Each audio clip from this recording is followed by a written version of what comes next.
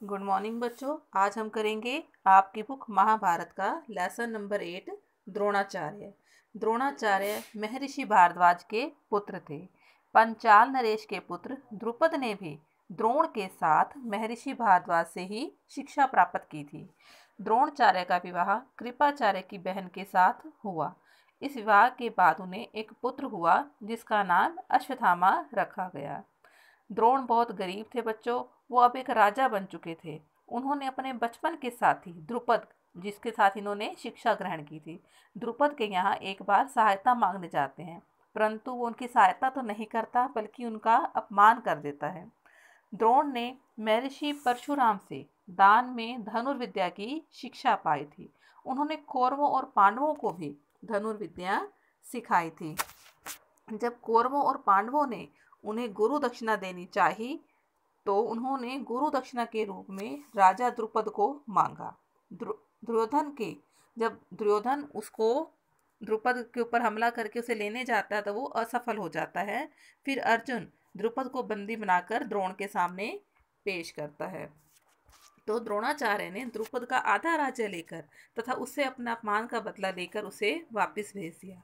परंतु अब जो द्रुपद था वो द्रोण से बदला लेने के लिए आतुर था। उसने अपना जीवन का लक्ष्य बना लिया था कि मैं इनसे बदला लूंगा।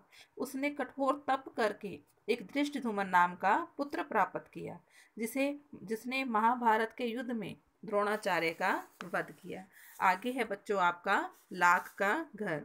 दुर्योधन भीम और अर्जुन के बल के पराक्रम से तो पहले ही बहुत जलता था, परंतु जब उसे प्रजा की इस बात का ज्ञान हुआ कि प्रजा युधिष्ठिर को ही राजा बनते हुए देखना चाहती है, तब वो और भी जल भुन जाता है। उसने धृतराष्ट्र से इस विषय में बात की तो वो कहता है कि पांडवों को वारनावत के मेले में भेज देते हैं।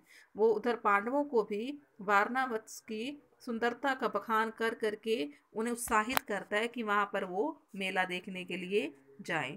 परंतु जो मेला देखने के लिए जाएं और वहां पर एक वो पुरोचन को पहले से ही दुर्योधन जो होता है वहां पर पुरोचन को वारनावत में पहले से भेज देता है, जो कि इन पांडवों के वहां पर रहने की व्यवस्था करता है। वहां पर एक भवन का निर्माण करता है। ये भवन बहुत सुंदर था, परंतु ये ऐसी चीजों से बना हुआ था जो कि आग को बहुत जल्दी पकड़ती हैं, जैसे मोम, तेल, लाख, घी, चर्बी। ये चीजें ऐसी हैं जो कि आग को बहुत जल्दी पकड़ लेती हैं। ऐसी चीजों से बनाते हैं ताकि वो आग को जल्दी पकड़ ले।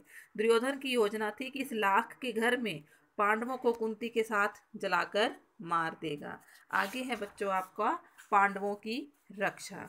विदुर ने पांडवों को वारनामत में जाने से पहले युधिष्ठिर को अपने पास बुलाया और कुछ समझाया।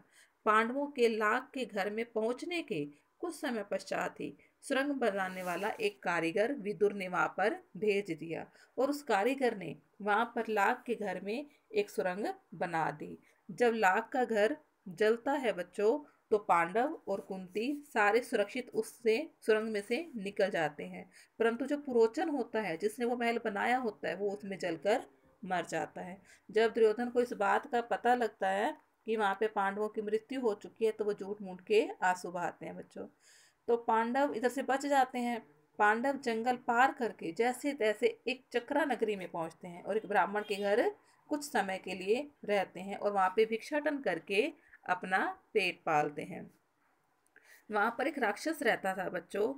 वो जो राक्षस था वो राक्षस एक आदमी को खाता था और हर हफ्ते एक किसी के घर भोजन की बहुत सारी एक हर हफ्ते में एक आदमी खाता था और ढेर सारे भोजन की सामग्री खाता था। परंतु एक दिन ऐसा आया, उस ब्राह्मण की बारी थी जिसके घर एक पांडव और वो कुंती रह रहे थे। तो कुंती ने उस ब्राह्मण की विपत्ति को दूर करने के लिए अपने पुत्र भीम को भोजन की सामग्री भी दी और उस राक्षस के पास भेज दिया।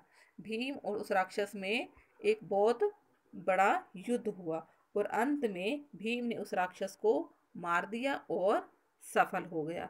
अब मैं आपको इसके क्वेश्चन आंसर की पिक सेंड कर रही हूँ बच्चे, सभी ने लिखने भी हैं और लर्न भी करने हैं।